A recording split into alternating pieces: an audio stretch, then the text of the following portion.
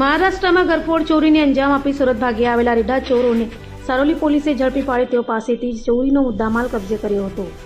Surat police commissioner Anupamsinh Gehlot, અધિક police commissioner Balram Meena, નાયબ police commissioner Kanan Desai અને મદદનીશ પોલીસ કમિશનરની સૂચનાને લઈ પીઆઈએસઆર વેકરિયાની ટીમ પીએસઆઈ યુબી મેનપરાના માર્ગદર્શન હેઠળ પેટ્રોલિંગમાં હતી. ત્યારે પીએસઆઈ મેનપરાની ટીમને મળેલી બાતમીના આધારે મહારાષ્ટ્રના પાલઘર જિલ્લાના ડહાણુ તાલુકાના કાસા પોલીસ સ્ટેશન વિસ્તારમાં બે ઘરફોડ ચોરીને અંજામ આપી સુરત ભાગી આવેલા આરોપીઓ રાજેશ મદનલાલ માલવી, દિલખુશ રૂપે દિલ્લુ પપ્પુ બાછંડા અને અંકિત મુકેશ ગોદાવનને ઝડપી પાડી તેઓ પાસેથી ઘરફોડ ચોરીમાં ગયેલ સોના ચાંદીના દાગીના તથા મોબાઈલ ફોન મળી 12,52,000થી વધુની મત્તા કબજે કરી ત્રણેયનો કબજો મહારાષ્ટ્રની કાસા પોલીસને સોંપવાની તજવીજ હાથ ધરી હતી.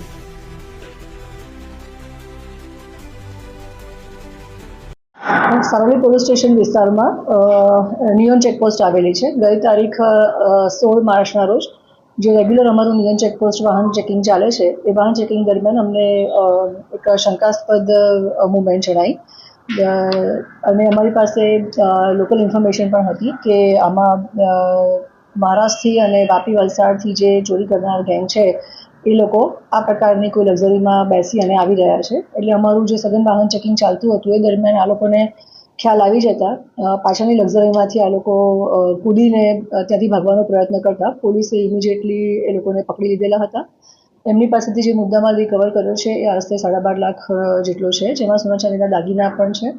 અને ઇન્ટ્રોગેશન દરમિયાન ખબર પડી છે કે મહારાષ્ટ્ર રાજ્યના જે પાલઘર જિલ્લો છે ત્યાંનું ડહાણુ તાલુકાના કાસા પોલીસ સ્ટેશન વિસ્તારમાં 2 ફરિયાદ દાખલ થઈ છે ઘરફોડની, જેનો જે આ મુદ્દામાલ છે એ મુદ્દામાલના જે ફોટોગ્રાફ્સ છે અમે મહારાષ્ટ્ર પાલઘર ખાતે જે કાસા પોલીસ સ્ટેશન છે ત્યાંના અધિકારી સાથે શેર કરતાં ખબર પડી કે ત્યાંના જે ઘરફોડ કરી છે એ જ મુદ્દામાલ આ છે.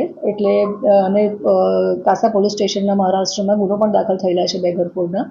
એના આધારે આ ત્રણેય જે આરોપી છે જેનું નામ છે રાજેશ મદનલાલ માલવી, જેની ઉંમર છે 29 વર્ષ, જે મજૂરી કામ કરે છે, જે ગામ ચડોલી, તાલુકો નીમચ અને મધ્યપ્રદેશનો રહેવાસી છે. બીજો આરોપી છે દિલખુશ ઉર્ફે દિલ્લુ પપ્પુ બાછડા કર્માવત, જેની ઉંમર 23 વર્ષ છે, જે મજૂરી કામ કરે છે અને જે પીપલિયા રૂડી રાવજી થાના મનાસા મધ્યપ્રદેશમાં રહે છે. ત્રીજો આરોપી છે જે અંકિત મુકેશભાઈ ગોદાવન, જેની ઉંમર 25 વર્ષ છે, જે મજૂરી કામ કરે છે અને જે ગામ સડોલી થાના નીમચ મધ્યપ્રદેશમાં રહે છે.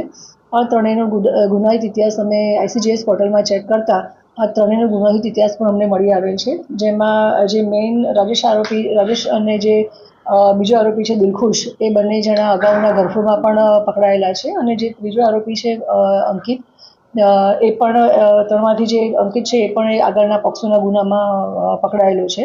સો જે અત્યારે આપણે ટેકનોલોજીનો યુઝ કરી રહ્યા છે ડિપાર્ટમેન્ટમાં, એમાં પણ ICGS પોર્ટલમાંથી અમને એમનો આગળનો ગુનાહિત ઇતિહાસ મળેલો છે, જેના આધારે અમે આ લોકોને અટક કરેલી છે. મુદ્દામાલ પણ અમે રિકવર કર્યો છે.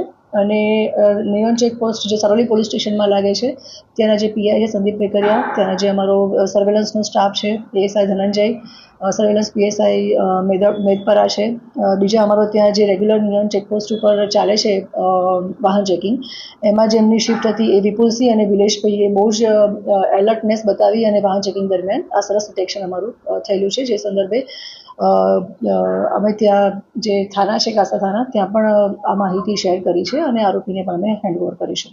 ચોરી કરીને ગુજરાતનો પ્લાન શું હતો? ચોરી કરી અને એ લોકો જે ટ્રાન્સપોર્ટેશન માટે થઈને જે ટ્રાવેલ્સમાં બેસી અને સુરતમાં આવ્યા હતા અને ફરી પાછી બીજી બસ ચેન્જ કરીને મધ્યપ્રદેશ જવાના હતા. આ લોકો અત્યારે પ્રાઇમરી ઇન્ટ્રોગેશનમાં અત્યારે અમને એવું ખબર પડી છે કદાચ એ પાછળથી બીજો કોઈ પ્લાન અહીંયા કરવાના હોય. તમારું ઇન્ટ્રોગેશન ચાલુ છે અને પ્રાઇમરી ઇન્વેસ્ટિગેશનમાં એટલી ખબર પડી છે કે ચોરી કરીને સીધા એ લોકો ટ્રાન્સપોર્ટેશન માટે થઈને જ અહીંયા આવ્યા હતા.